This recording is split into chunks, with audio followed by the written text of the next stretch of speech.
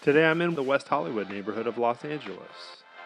You'll know West Hollywood for iconic streets like Sunset Strip, Santa Monica Boulevard, Melrose Avenue, as well as iconic venues like the House of Blues, Whiskey A Go-Go, and the Viper Room. The Heart and Hunter is a quaint Southern-inspired restaurant located in a boutique hotel on Melrose Avenue. Today I'm having brunch with legendary food critic Jonathan Gold. Gold is a Pulitzer Prize winning critic, writer, and Los Angeles culinary institution. I'm Ben Vaughn, and this is The Breakfast Show. Hey, Jonathan. Hey, how you doing? Good, man. How are you? Good. Thanks for having breakfast with me. Breakfast anytime. I know, right? Why this place? This is your town. This is your town. You chose the restaurant. Well, I was looking for like a southern reminiscent food in LA because I live in the South. Just finished a cookbook, 100 recipes, 10 states, kind of like a family heirloom recipe type of thing. And I always speak about southern food, so when I travel to other locations, it's fun to see their interpretation. If it's a real South or if it's an Epcot South, you know, like Germany land in Epcot.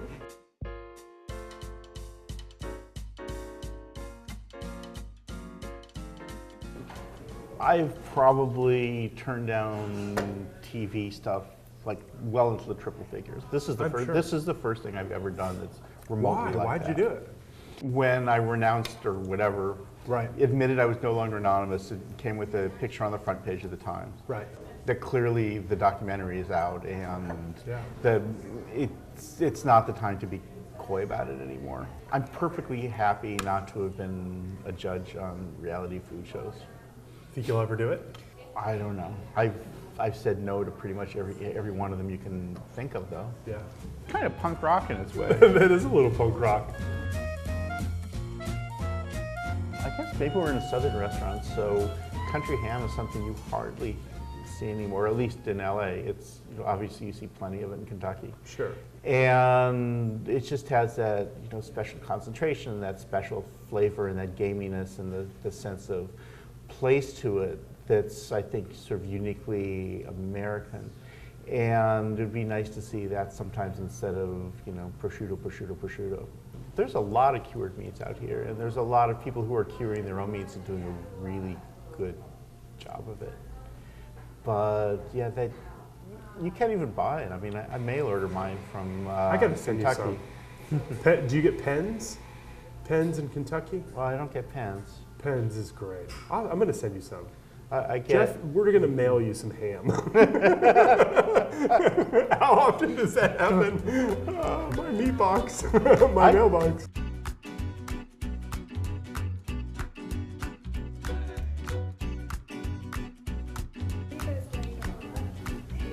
Sure. I am, and you are. Go for it. Can I get the biscuits and gravy without the egg, please? Yeah. Thank you. I have to try the grits. Yes. I don't need to. Right. Do you want to do the shrimp and grits? No, I'd like to try the grits and the croque.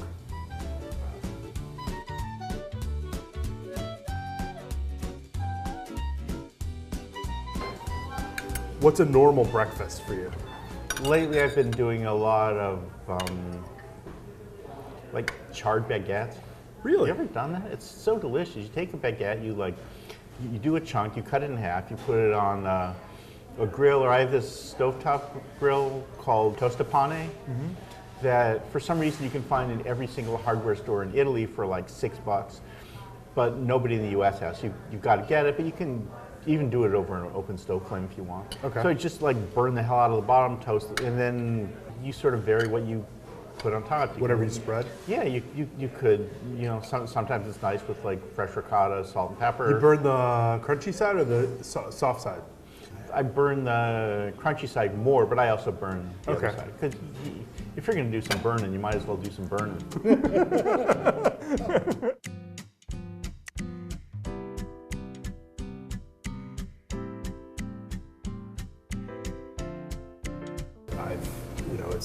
I knew when I stopped laying in my bed and throwing the baseball in the air and started sketching out how I was going to build my next plate at 14 or 15. Very funny. Yeah, it was going to be something that I moved into. So I love what you do. I think you champion the underdog, right? You're looking at the less obvious restaurants to find the hidden gem.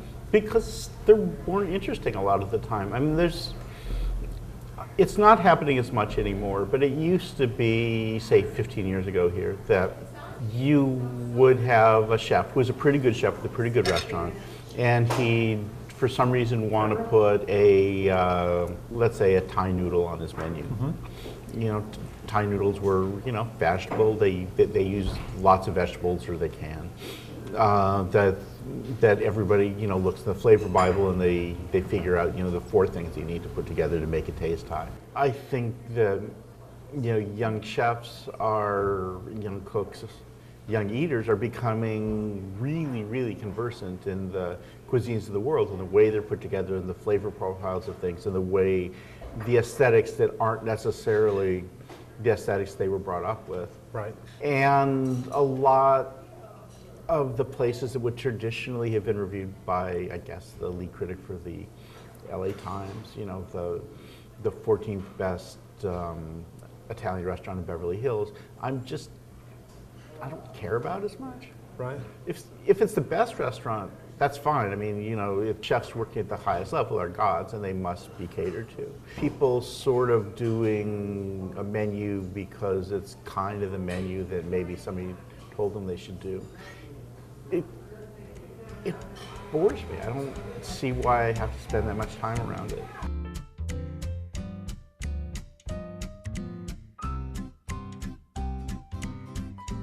Is there anything when you're out tasting or discovering new flavors, new chefs, new restaurants, new techniques, do you feel surprised ever to see something and you're like, surprised in a great way?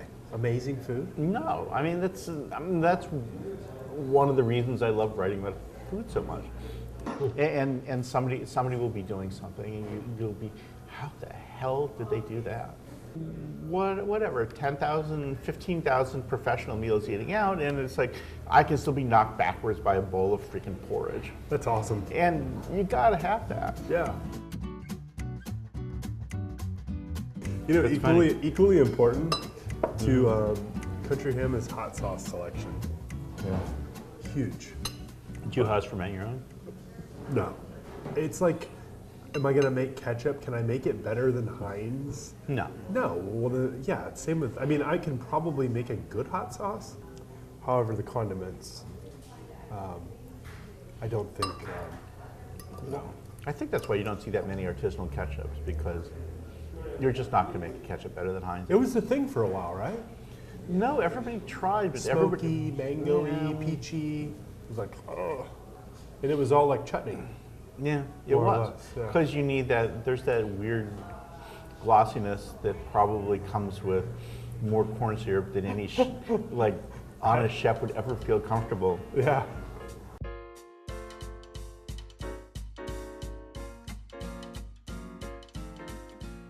I mean, I use the example of this Taiwanese restaurant that I went to a million years ago. Right. And I'm not sure I've ever hated a meal so much in my life, right?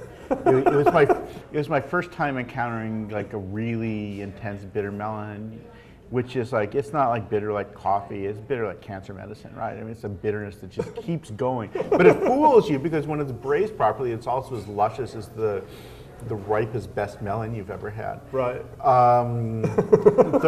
There was this sort of mucousy soup that that had this weird smokiness as if somebody had stubbed cigarettes out in it. There was. Did you just not write about that? There was stinky tofu. Yes. It's not pleasant. And I realized that what was wrong was not the food, it was me. It was my culturally relativistic way of looking at this food.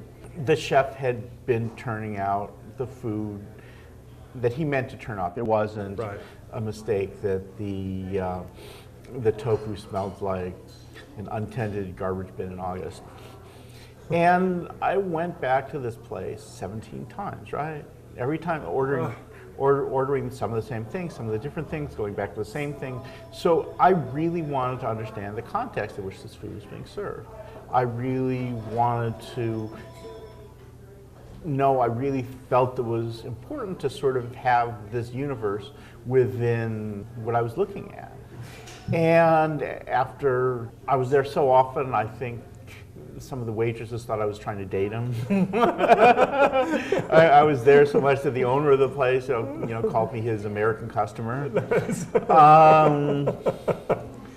And after 17 times, I thought I was ready to write the review, and I did. And I very much made it clear that this is what you're going to be tasting, and this is what you're going to experience.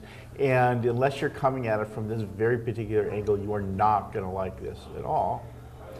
But I felt I was able to do the restaurant service, at least in terms of who the LA Times readership was. Right. And I think 95% of critics would go in there, they'd have that horrible meal, they'd make fun of like the sort of people who would eat like stinky tofu and snot soup, and they would let it go. So it is very possible for me to go and to eat something that isn't my bag and to sort of be able to appreciate it. And that's so really important. Is that a rule of criticism? I don't know. I mean, usually I'll always go to a restaurant at least 4 times, usually 5.